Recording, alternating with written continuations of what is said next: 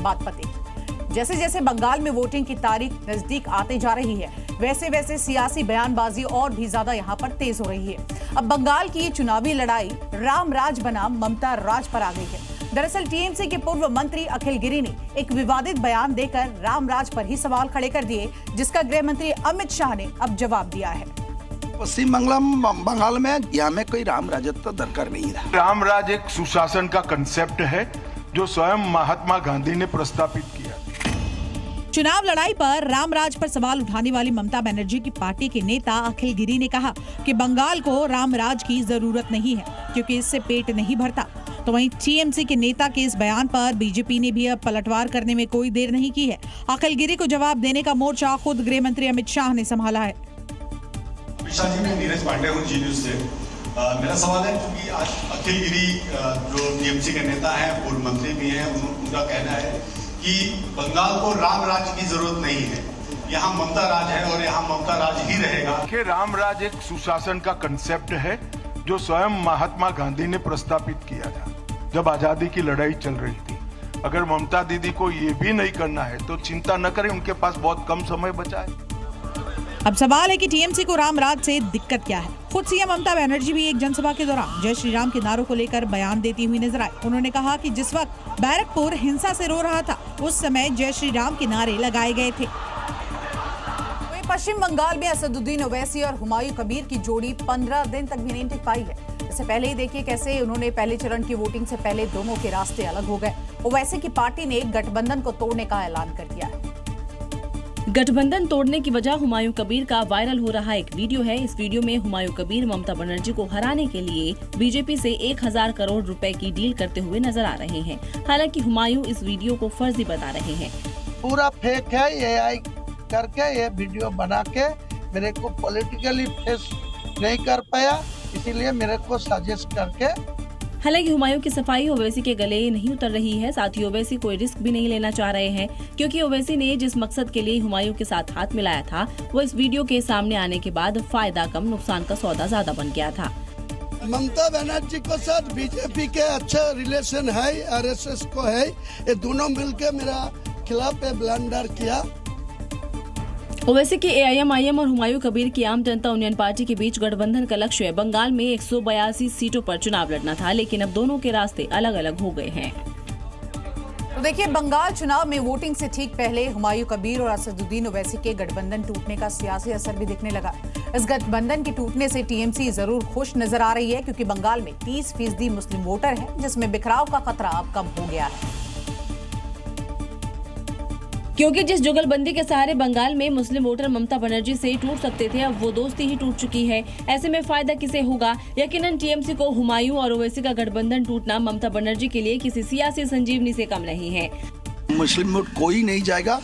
मुस्लिम people's Mamata Banerjee का depend करता है, वहाँ मुस्लिम वोट लोगों का ममता बनर्जी का पर भरोसा था। बंगाल की 294 सीटों में से करीब 100 सीटों पर मुस्लिम वोट निर्णायक है। बंगाल की कुल आबादी का लगभग 30 से 33% मुस्लिम वोट है।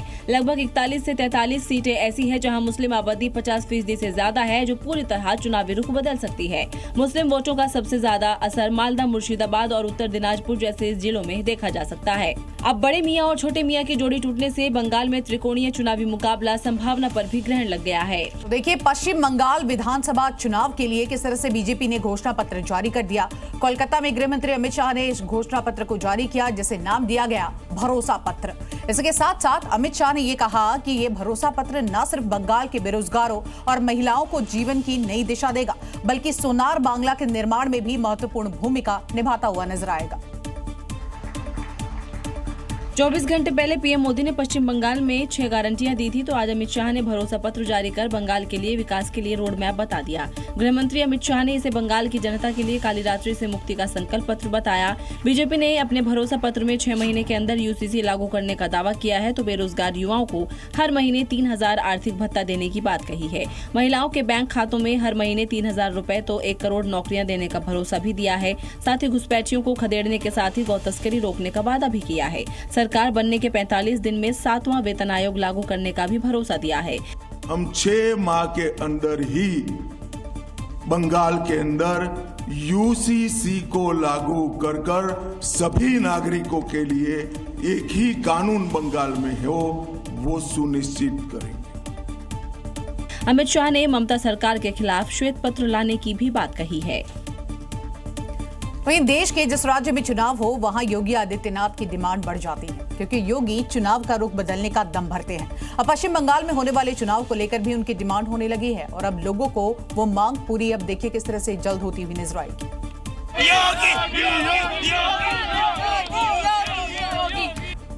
क्योंकि 48 घंटे बाद सीएम योगी बंगाल की धरती पर चुनावी कैंपेन की शुरुआत करने वाले हैं। कोलकाता समेत बंगाल के लोग कानून व्यवस्था और योगी मॉडल पूरे पश्चिम बंगाल में देखना चाहते हैं और इसलिए योगी की डिमांड कर रहे हैं। बंगाल में 12 अप्रैल को सीएम योगी बांकुरा जिले की सोनामुखी सीट से प्रचार की शुरुआत करेंगे और उसी दिन नंद कुमार और कांती दक्षिण में भी बीजेपी प्रत्याशियों के लिए वोट मांगेंगे। सीएम योगी जिन सीटों से चुनाव प्रचार करने वाले हैं उन सीटों से शुरुआत करने की पीछे वजह है हिंदू और हिंदुत्व को एकजुट रखना, क्योंकि सोनामुखी सीट पर 88% हिंदू तो मुसलमानों की आबादी 12% है। वहीं नंद कुमार सीट पर करीब 87% हिंदू आबादी तो मुस्लिम की संख्या 12% के करीब है। कांती दक्षिण में 88% हिंदू तो 10% मुस्लिम आबादी है। ऐसे में हिंदुत्व की छवि वाले सीएम योगी को हिंदुओं को एकजुट रखने का जिम्मा दिया गया, क्योंकि पिछले कई चुनाव में सीएम योगी बीजेपी का वो ब्रह्मास्त्र साबित हुए जिसने एकता की बात कर चुनाव का रुख पलट दिया था।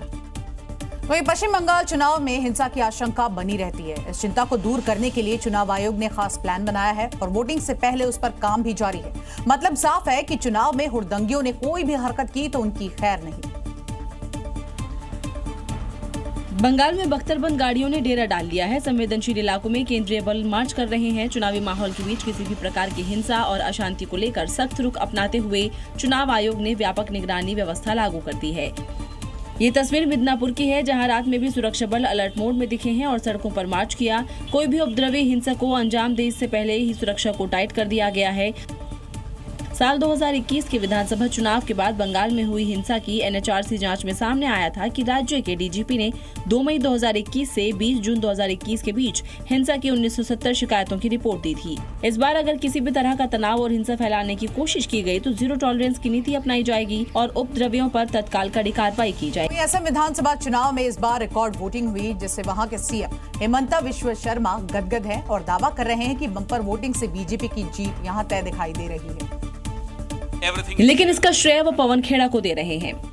पवन खेड़ा कौन है लोग नहीं जानते हैं, बट जब लोगों को मालूम होता है कि हमारा अपना का ऊपर बार हो रहा है और फोर्ज एंड मैन्युफैक्चर डॉक्यूमेंट्स है, सिंपैथी भी आ जाते हैं। मेरा लगता है कि हर सीट में हमारा 5 से 7,000 वोट इस काम के लिए बढ़े। कांग्रेस नेता पवन खेड़ा ने एक प्रेस कॉन्फ्रेंस में सीएम हिमंता और उनकी पत्नी पर गंभीर आरोप लगाए थे। उन्होंने दावा किया था कि हिमंता की पत्नी रिनिकी के पास 3 अलग-अलग देशों के पासपोर्ट है। 1 नहीं, 2 नहीं, 3 पासपोर्ट है। असम सीएम ने उनके इन आरोपों को पूरी तरह खारिज कर दिया था। अब ये देखना है कि कांग्रेस के आरोप असम में बीजेपी की जीत पर डेंट लगा पाते हैं या फिर पवन खेड़ा के एलिगेशंस को हिमंता कैश करा देते हैं। वहीं बिहार की राजनीति से निकलकर अब नीतीश कुमार दिल्ली चले गए। सवाल यह है कि बिहार की बागडोर अब किसके हाथ होगी।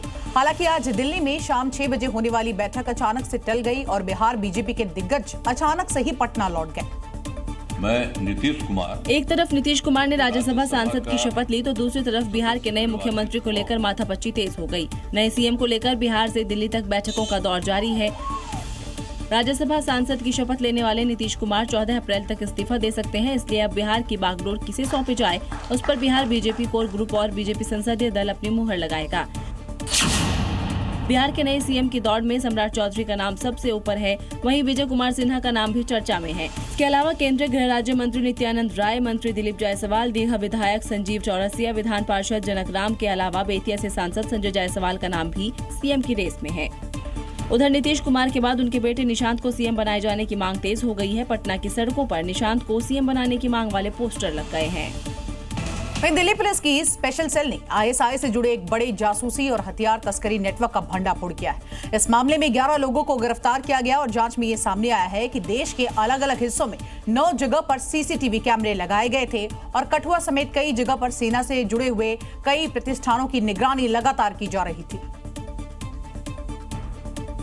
दिल्ली पुलिस की स्पेशल सेल ने पाकिस्तान की खुफिया एजेंसी आईएसआई से जुड़े एक नेटवर्क को लेकर जांच तेज कर दी है। अब तक इस मामले में कई गिरफ्तारियां और बड़ी मात्रा में हथियार बरामद किए गए हैं। जानकारी के मुताबिक ये गिरोह नेपाल, बांग्लादेश, थाईलैंड के रास्ते भारत में विदेशी हथियारों की तस्करी करता था। ये गिरोह गैंगस्टरों, माफियाओं और अन्य आपराधिक नेटवर्क तक पहुँचाता था। दिल्ली समेत कई राज्यों में ये गिरोह टेरर मॉड्यूल की तरह काम कर रहा था। सेना से जुड़े प्रतिष्ठानों पर नजर रखने के लिए 9 जगहों पर सीसीटीवी कैमरे लगाए थे। कई जगह इनकी प्लानिंग थी ग्रेनेड अटैक की, जो फाइल किए गए हैं। इस ऑपरेशन में कुल 11 लोग गिरफ्तार हुए हैं। 9 जगह से सीसीटीवी कैमरास आइडेंटिफाई करके उतारे गए हैं। अब तक इस मामले में करीब 1 दर्जन से ज्यादा लोगों की गिरफ्तारी हो चुकी है। इनमें 2 मुख्य सप्लायर इमरान और कामरान भी शामिल हैं, जिन्हें दिल्ली के IGI एयरपोर्ट से पकड़ा गया था। राजस्थान के अलवर में गौवंश के अवशेष मिलने के बाद हालात अब तनावपूर्ण हो गए हैं। हिंदू संगठन से जुड़े लोगों ने यहां विरोध प्रदर्शन करके सड़क पर बवाल काटा। हालांकि पुलिस ने तत्काल मामले को संभाल लिया। रात में करीब 10 बजे अलवर की सड़कों पर हिंदू संगठनों के लोग इकट्ठा हो गए, क्योंकि यहां गोवंश के अवशेष मिलने की जानकारी मिली थी। बस फिर क्या था, देखते ही देखते माहौल गर्मा गया। बीच सड़क हिंदू संगठन के कार्यकर्ताओं ने हनुमान चालीसा पढ़ना शुरू कर दिया और सड़क पर धरना दिया। गुस्साए लोगों ने घंटों तक हाईवे को जाम रखा।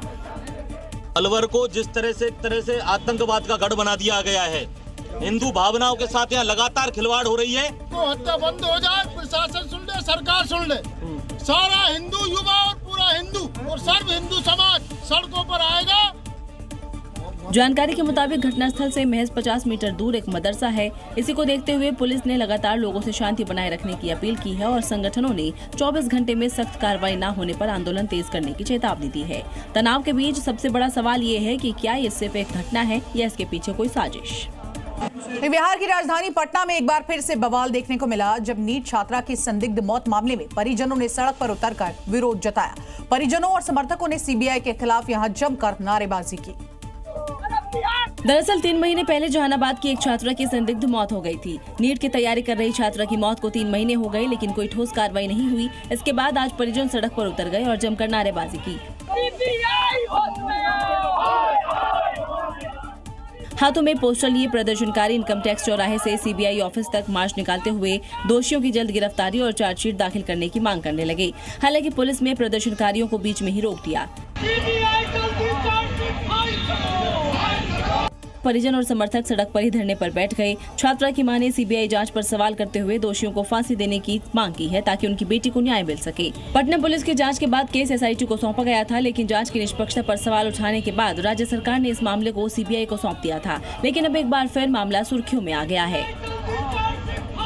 देखिए, पाकिस्तान जो ईरान और अमेरिका इजराइल के बीच छिड़े युद्ध में खुद को शांति का दूत बता रहा है, उसका वो भ्रम ईरान ने एक झटके में ही तोड़ दिया, क्योंकि ईरान की तरफ से कोई भी डेलीगेशन अभी तक इस्लामाबाद नहीं पहुंचा है और उसके पीछे की वजह है लेबनान। क्योंकि इजराइल दो टूक कह चुका है कि लेबनान पर हमले जारी रहेंगे, क्योंकि वो सिर्फ हिजबुल्लाह पर अटैक कर रहा है, तो ईरान का भी साफ कहना है कि जब तक लेबनान का मुद्दा बातचीत में शामिल नहीं होगा, कोई बात नहीं होगी।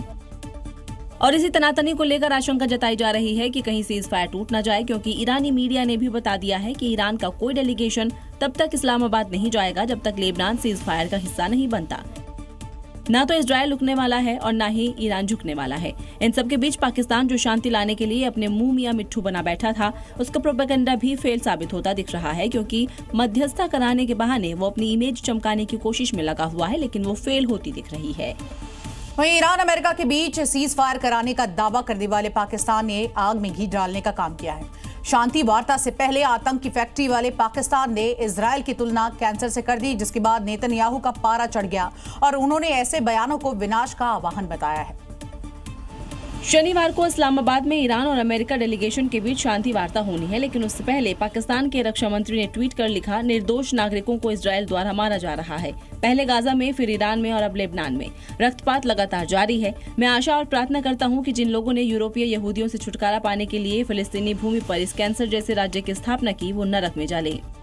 ख्वाजा का ये बयान आग में घी डालने जैसा है, क्योंकि एक तरफ वो शांति दूत बन रहा है तो दूसरी तरफ इजराइल के खिलाफ बयान दे रहा है, जिसे लेकर इजराइल के पीएम नेतन्याहू ने पाकिस्तान की मध्यस्थता पर भी सवाल उठाए हैं। तो इजराइल के विदेश मंत्री ने कहा कि यहूदी राज्य को कैंसर बताना विनाश का आह्वान करने जैसा है। गिदोर सार ने कहा कि शांति मध्यस्थता का दावा करने वाली सरकार द्वारा लगाए गए इन खुलेआम यहूदी विरोधी आरोपों को इजराइल बहुत गंभीरता से लेता है। यहूदी राज्य को कैंसर कहना असल में उसके विनाश का आह्वान करना है। हालांकि इजराइल का गुस्सा देख ख्वाजा आसिफ ने पोस्ट डिलीट कर दी है, लेकिन अब आतंकिस्तान नेतन्याहू के टारगेट पर आ गया है। तो अमेरिका, इजराइल और ईरान के बीच मध्यस्थता करवाने का दम भरने वाला पाकिस्तान अब देखिए कैसे अपनी पीठ खुद ही थपथपा रहा है, लेकिन उस पर भरोसा किसी को भी नहीं है। पाकिस्तान के रक्षा मंत्री ख्वाजा आसिफ ने जो ट्वीट किया है, उसने बता दिया कि पाकिस्तान मध्यस्थता नहीं बल्कि आग में घी डालने का काम कर रहा है। निर्दोष नागरिकों को इजराइल द्वारा मारा जा रहा है। पहले गाजा में, फिर ईरान में और अब लेबनान में रक्तपात लगातार जारी है। मैं आशा और प्रार्थना करता हूं कि जिन लोगों ने यूरोपीय यहूदियों से छुटकारा पाने के लिए फिलिस्तीनी भूमि पर इस कैंसर जैसे राज्य की स्थापना की है, वो नरक में जले। ख्वाजा आसिफ के ट्वीट का इजराइल मुंहतोड़ जवाब दिया है। शांति मध्यस्थता का दावा करने वाली सरकार द्वारा लगाए गए इन खुलेआम यहूदी विरोधी आरोपों को इजराइल बहुत गंभीरता से लेता है। यहूदी राज्य को कैंसर कहना असल में उनके विनाश का आह्वान करना है। इजराइल उन आतंकवादियों से अपनी रक्षा करेगा जो उसे नष्ट करने की कसम खाते हैं। पाकिस्तान की जगह जगह बेइज्जती हो रही है। जिस मध्यस्थता के लिए वो उछल रहा था और जिसके लिए उसने पूरे पाकिस्तान को घरों में कैद कर दिया, उस मीटिंग के लिए ईरानी डेलीगेशन पाकिस्तान पहुंचा ही नहीं। सूत्रों की माने तो ईरान का कहना है कि जब तक लेबनान पर हमले रुकेंगे नहीं, पाकिस्तान नहीं जाएगा डेलीगेशन। तो ये अमेरिका सीज फायर होने के बाद हॉर्मुज खोल दिया गया है, लेकिन अभी भी वहां से जहाज गुजरने से डर है, क्योंकि वहां अभी भी ईरान की किलेबंदी है। और इस बीच ईरान की ओर से टोल वसूली की खबरों की वजह से भड़के हुए ट्रंप ने ईरान को अंजाम भुगतने की धमकी दे डाली है। भले ही ईरान अमेरिका से सीज फायर पर राजी हो गया हो, लेकिन सच ये भी है कि हॉर्मुज पर ईरान की दादागिरी कम नहीं हुई है। सीज फायर के बाद भी हॉर्मुज पर ईरान की मजबूत किलेबंदी जारी है। ईरान ने साफ कर दिया है कि हॉर्मुज को पार करने के लिए अभी भी जहाजों को उनसे इजाजत लेनी पड़ेगी। खबर तो यहाँ तक है कि अब ईरान स्ट्रेट ऑफ हॉर्मुज से गुजरने वाले जहाजों पर टोल टैक्स लगाने का प्लान कर रहा है। बताया जा रहा है कि ईरान तेल टैंकरों पर $1 प्रति बैरल का शुल्क यानी टोल लगाने की योजना बना रहा है। हर रोज हॉर्मुज से कई जहाज गुजरते हैं जिनसे ईरान टैक्स वसूल सकता है। वहीं ईरान के इस कदम से ट्रंप भड़क उठे हैं। उन्होंने कहा कि अगर ईरान ऐसा कर रहा है तो उसे फौरन ये बंद कर देना चाहिए, नहीं तो इसके गंभीर परिणाम भुगतने होंगे। ट्रंप ने कहा कि ये वो समझौता नहीं है जो उनके बीच हुआ था।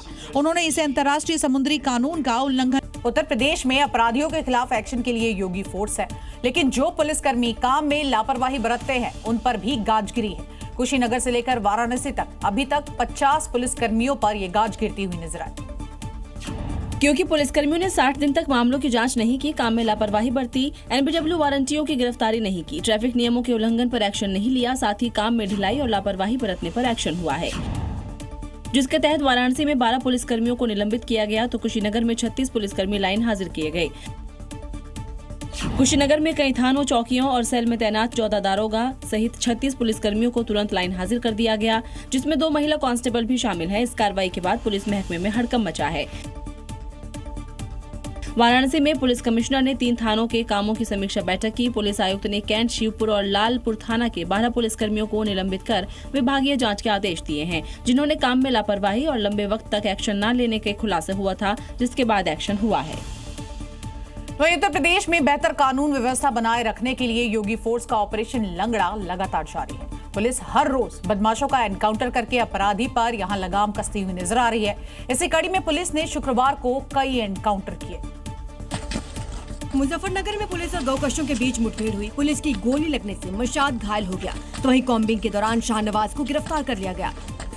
लखनऊ के कृष्णानगर में पुलिस ने मुठभेड़ में 25,000 के इनामी लुटेरे विपिन को गिरफ्तार किया। बदमाश पर 24 से ज्यादा मुकदमे दर्ज हैं। सुल्तानपुर में नाबालिग के साथ दुष्कर्म करने का प्रयास करने वाले आरोपी को मुठभेड़ के दौरान गिरफ्तार कर लिया है। बदमाश के पैर में गोली लगी। नोएडा के सूरजपुर में भी पुलिस और बदमाश के बीच मुठभेड़ हुई। इस दौरान 2 बदमाशों को पैर में गोली लगी, जबकि उनके 2 साथियों को कॉम्बिंग के बाद गिरफ्तार किया गया। जालौन में हत्यारों से पुलिस की मुठभेड़ हुई। इस दौरान किशोर की हत्या करने वाले 2 आरोपी गिरफ्तार हुए। वहीं उत्तर प्रदेश में प्रशासन का बुलडोजर सिर्फ अवैध कब्जे को नहीं हटा रहा है, ये भू माफिया और गैंगस्टर के इरादों को भी यहां पर मिट्टी मिलाता हुआ नजर आ रहा है। लखनऊ में बाफिला गैंग पर बुलडोजर स्ट्राइक हुई है और इस गैंग के अवैध तरीके से अर्जित 250 करोड़ के साम्राज्य पर बुलडोजर भी गरजता हुआ दिखाई दिया। और फिर बुलडोजर ने चंद सेकंड में भू माफिया के इस अवैध ठिकाने को ध्वस्त कर दिया। देखिए कैसे बुलडोजर अवैध कब्जा किए हुए निर्माण की ईंट से ईंट बजा रहे हैं। ये बुलडोजर गर्जना भूमाफिया बाफिला गैंग के सदस्य वीरेंद्र कुमार के अवैध मैरिज हॉल पर हो रही है, जिस पर बुलडोजर दहाड़ रहा है।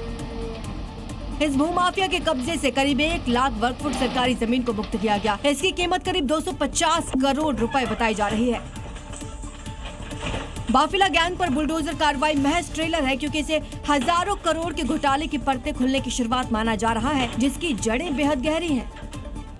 बाफिला गैंग लखनऊ में सक्रिय एक कथित भूमाफिया समूह है, जो मुख्य रूप से जमीनों के अवैध कब्जे और धोखाधड़ी के मामलों से जुड़ा रहा है। उत्तर प्रदेश के गाजीपुर में फर्जी इनकम टैक्स कमिश्नर बनकर ठगी करने वाला आरोपी गिरफ्तार हुआ है। अधिकारी होने की धौंस दिखाकर आरोपी लोगों को अपना शिकार बनाता था, लेकिन जैसे ही पुलिस को इस मामले की जानकारी लगी, आरोपी का योगी फोर्स ने ऐसा इलाज कर दिया जिसकी तस्वीरें अब आपको दिखाते हैं। और अब फर्जी इनकम टैक्स कमिश्नर से लाखों के पीछे अपने गुनाहों की सजा काट रहा है। पुलिस गिरफ्त में खड़ा ये शातिर सरस कुमार गुप्ता है, जिसे योगी फोर्स ने चेकिंग के दौरान मुखबिर की सूचना पर गिरफ्तार किया। दरअसल आरोपी फर्जी आयकर कमिश्नर होने के दावा करता था, लोगों को अपना फर्जी ID कार्ड दिखाता था। आरोपी के साथी भी इसमें शामिल होते थे, जिसके बाद आरोपी लोगों से पैसे ऐंठता था। इसकी गिरफ्तारी से पहले पुलिस ने 3 आरोपियों को गिरफ्तार किया था। अब सरस गुप्ता की गिरफ्तारी को पुलिस बड़ी कामयाबी मान रही है। आरोपी के पास से फर्जी ID कार्ड, मोबाइल फोन बरामद किए गए हैं। इसके ऊपर कुछ लोन भी था, जिससे कुछ महीनों पहले ये अपने आप को इस तरह से कि मैं ऐसा अधिकारी बन गया हूं और लोगों में अपना एक विश्वास जमा कर उसके बाद फिर इस तरह से वसूली की क्रियाविधि शुरू कर रहा था। योगी फोर्स अब आरोपी से पूछताछ कर रही है, पता लगाने की कोशिश में है कि क्या इस गैंग के तार किसी और से भी जुड़े हैं, ताकि उन लोगों तक पहुंचकर उनका इलाज किया जा सके। और अब बात करते हैं महाराष्ट्र की, जहां के नासिक से एक बेहद गंभीर मामला सामने आया है। यहाँ पर एक टेक कंपनी में धर्मांतरण का खेल खेलने वाले 6 लोग पहले ही गिरफ्तार हो चुके थे, लेकिन आज कंपनी के HR को भी गिरफ्तार किया गया। इस कंपनी की जूनियर महिला कर्मचारियों ने यौन शोषण के गंभीर आरोप लगाए हैं। 6 टीम लीडर्स ऐसे हैं जो मुस्लिम कम्युनिटी से आते हैं और वो हरस कर रहे थे लड़कियों को। उन्होंने सेक्सुअली एक्सप्लॉइट किया, लड़कियों को रेप किया। ये चार्जेस उनको लगाए गए हैं। क्योंकि BPO सर्विस में काम करने वाले टीम लीडर्स पर जूनियर महिला कर्मचारियों ने यौन शोषण के आरोप लगाए हैं। पीड़िताओं का आरोप है कि आरोपी अपने पद का गलत इस्तेमाल कर उन्हें प्रताड़ित करते थे। मामला सामने आते ही इलाके में हंगामा बढ़ गया। लोगों ने सड़कों पर उतरकर आरोपियों के खिलाफ सख्त कार्रवाई की मांग की। पुलिस ने एक्शन लेते हुए 7 आरोपियों को गिरफ्तार कर लिया। नासिक सिटी में एक मल्टीनेशनल कंपनी में काम करने वाली महिलाओं के साथ छेड़छाड़, मेंटल टॉर्चर, सेक्सुअल टॉर्चर और धार्मिक भावनाओं को ठेस पहुंचाने की 9 मामले दर्ज किए गए। इसमें से 6 आरोपियों को अरेस्ट किया गया है और मामले की जांच के लिए SIT का गठन किया गया है, क्योंकि कार्यस्थल पर सुरक्षा सिर्फ नियम नहीं अधिकार है। लेकिन सवाल ये भी है कि आखिर टेक कंपनी में छांगुर का मददगार है कौन। वहीं हरियाणा में गैंगस्टर नेटवर्क अब सिर्फ देश तक नहीं बल्कि इसकी जड़ें विदेश तक फैल चुकी है। झज्जर में हुए दिन दहाड़े हत्याकांड की जिम्मेदारी भी एक गैंग ने ली, जिसके बाद पंजाब सरकार ने 28 खूंखार गैंगस्टर्स के नाम और उनके फोटो अब जारी कर दिए हैं। पहले ये तस्वीर देखिए जो रोहित गोदारा गैंग से जुड़ी है, जो बताने के लिए काफी है कि पंजाब से हरियाणा और भारत से विदेश तक इस नेटवर्क ने अपनी पकड़ कितनी मजबूत कर ली है। अब पंजाब सरकार ने 28 खूंखार गैंगस्टरों के नाम और फोटो जारी किए हैं। इस लिस्ट में गोल्डी बराड़ का नाम भी शामिल है, जो कनाडा से गैंग को ऑपरेट कर रहा है। और हाल ही में हरियाणा के झज्जर में फाइनेंसर साहिल उर्फ सोनू की दिन दहाड़े हत्या कर दी गई और इस हत्याकांड की जिम्मेदारी रोहित गोदारा गैंग ने ली। अब रोहित गोदारा गैंग ने सोशल मीडिया पर पोस्ट कर झज्जर की वारदात का दावा किया है। दावा किया गया है कि करीब 6 महीने पहले उसे समझाया गया था, लेकिन नहीं माना तो उसे मौत के घाट उतार दिया गया। अब गैंग के सदस्य खुलेआम धमकियां दे रहे हैं और बदले की बात कह रहे हैं। देश से लेकर विदेश तक फैला ये नेटवर्क कानून व्यवस्था के लिए बड़ी चुनौती बन रहा है। देखना होगा इस गैंगस्टर टेरर पर कब तक लगाम लगेगी। और अब बात करते हैं गुजरात की, जहां अहमदाबाद में मोबाइल चोरी करने वाले एक हाईटेक गैंग का भंडाफोड़ हुआ है। हैरानी की बात यह है कि चोरी IPL मैच के दौरान होती थी। चोरी करने वाला गैंग फ्लाइट लेकर चोरी करने के लिए इलाके में पहुंचा करता था। पुलिस की गिरफ्त में ये वही बदमाश हैं जो फ्लाइट से मोबाइल चोरी करने गए थे, लेकिन पुलिस ने इस हाईटेक चोर गैंग का पर्दाफाश किया। दरअसल ये चोर आईपीएल के रोमांच का फायदा उठाकर हजारों की भीड़ में घुसते और दर्शकों का फोन चुरा लेते। इस बार आरोपी फ्लाइट से अहमदाबाद आए और मैच खत्म होते ही भीड़ में घुसकर मोबाइल पर हाथ साफ कर दिया। इतना ही नहीं, चोरी के बाद मोबाइल को सिल्वर फॉइल में लपेट देते थे ताकि सिग्नल ब्लॉक हो जाए और ट्रैकिंग मुश्किल हो सके। जो फोन अनलॉक मिलते उनके पैसे भी ट्रांसफर कर लेते। पुलिस ने 4 अप्रैल को कालूपुर रेलवे स्टेशन से 2 आरोपियों को अरेस्ट किया, जिनके पास से 21 चोरी के मोबाइल बरामद हुए। फिलहाल पुलिस पूरे नेटवर्क की जांच में जुटी है और फरार आरोपियों की तलाश जारी है। इसलिए ध्यान रखें कि भीड़ में सावधानी जरूरी है, क्योंकि अपराधी अब हाईटेक तरीके से आपकी जेब तक पहुंच रहे हैं। मध्य प्रदेश के मैहर से हैरान करने वाली एक घटना सामने आई है, जहां पर एक 17 साल के लड़के ने मगरमच्छ जैसे खतरनाक शिकारी के सामने मौत को ही मात दे दी। लड़के ने मगरमच्छ से भिड़कर अपनी जान बचाई। देखिए, तालाब का किनारा और रोज की तरह बकरियां चराने पहुंचा 17 साल का अजय। सब कुछ नॉर्मल था, लेकिन अगले ही पल पानी में छिपा खतरनाक मगरमच्छ अचानक बाहर निकला और अजय के पैर को अपने मजबूत जबड़ों में जकड़ लिया। लेकिन अजय ने हिम्मत नहीं हारी, घबराने के बजाय पूरी ताकत से लड़ना शुरू कर दिया। काफी देर तक मगरमच्छ और अजय के बीच युद्ध चलता रहा और आखिरकार अपनी हिम्मत के दम पर अजय ने खुद को मगरमच्छ के चंगुल से छुड़ा लिया। घायल हालत में अजय को तुरंत अस्पताल में भर्ती कराया गया, जहां उसका इलाज जारी है। तो बात पते की ये है कि हौसला अगर मजबूत हो तो मौत भी हार मान जाती है। मैहर का ये लड़का ऐसे ही साहस की मिसाल बन गया है। यूपी के जौनपुर में उस वक्त अफरा तफरी मच गई जब एक युवती मोबाइल टावर पर चढ़कर हाई वोल्टेज ड्रामा करने लगी। कई घंटों की मशक्कत के बाद पुलिस ने युवती को टावर से नीचे उतारा।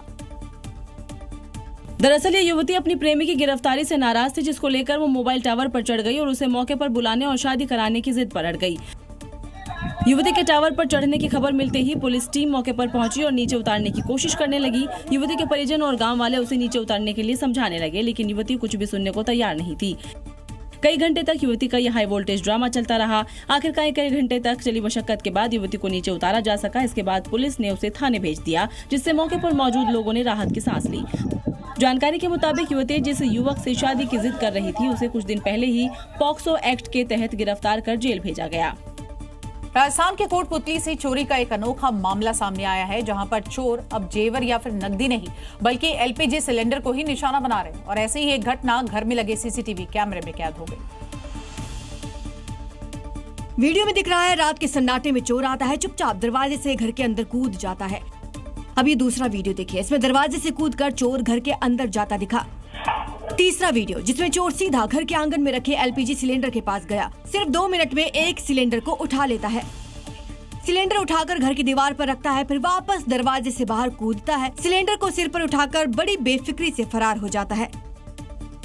ये पूरी वारदात घर में लगे सीसीटीवी में रिकॉर्ड हुई, जो बताती है कि हाल ही के दिनों में गैस की किल्लत के चलते अब चोरों का निशाना एलपीजी सिलेंडर बन रहे हैं। यानी अब घर में रखे सिलेंडर सुरक्षित नहीं है। फिलहाल पुलिस सीसीटीवी के आधार पर चोर की तलाश में जुटी है। उत्तर प्रदेश के आगरा में देर रात 4 मंजिला बिल्डिंग जमींदोज हो गई। हालांकि बाजार बंद होने की वजह से कोई बड़ा हादसा नहीं हुआ, लेकिन आसपास की दुकानों को काफी नुकसान हुआ है और बिल्डिंग गिरने का एक फुटेज भी सामने आया है।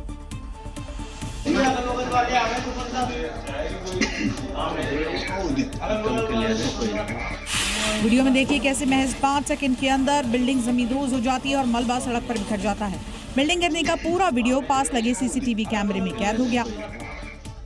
स्थानीय लोगों का कहना है कि इमारत 150 साल पुरानी थी और इसे तोड़ा जाना था, लेकिन प्रशासन की अनदेखी के चलते कोई एक्शन नहीं हुआ और अब देर रात बिल्डिंग गिर गई। हादसे के बाद की तस्वीरें भी सामने आई है। सड़क पर बिल्डिंग का मलबा बिखरा हुआ है। प्रशासन की टीम ने इलाके को सील कर दिया है, तो वहीं मलबे को मजदूरों के जरिए हटाने का काम किया जा रहा है। लोगों ने दावा किया कि देर रात धमाके की आवाज सुनाई दी, जिसके बाद उन्होंने बाहर आकर देखा तो बिल्डिंग गिरी हुई थी। वहीं घटना की वजह से नुकसान की भरपाई की मांग की जा रही है। मध्य प्रदेश के उज्जैन से एक दिल दहला देने वाली घटना सामने आई है, जहां पर एक 3 साल का मासूम खुले बोरवेल में गिर गया। उसको बचाने के लिए युद्ध स्तर पर अब रेस्क्यू ऑपरेशन चलाया जा रहा है, लेकिन अभी तक कोई भी सफलता हाथ नहीं लगी है। शाम का वक्त और खेलते खेलते मासूम की जिंदगी मौत के गड्ढे में फंस गई। 3 साल का भागीरथ खुले बोरवेल के पास खेल रहा था और बाल्टी समझकर जैसे ही उसने पैर अंदर डाला तो सीधे 70 फीट गहरे बोरवेल में गिर गया।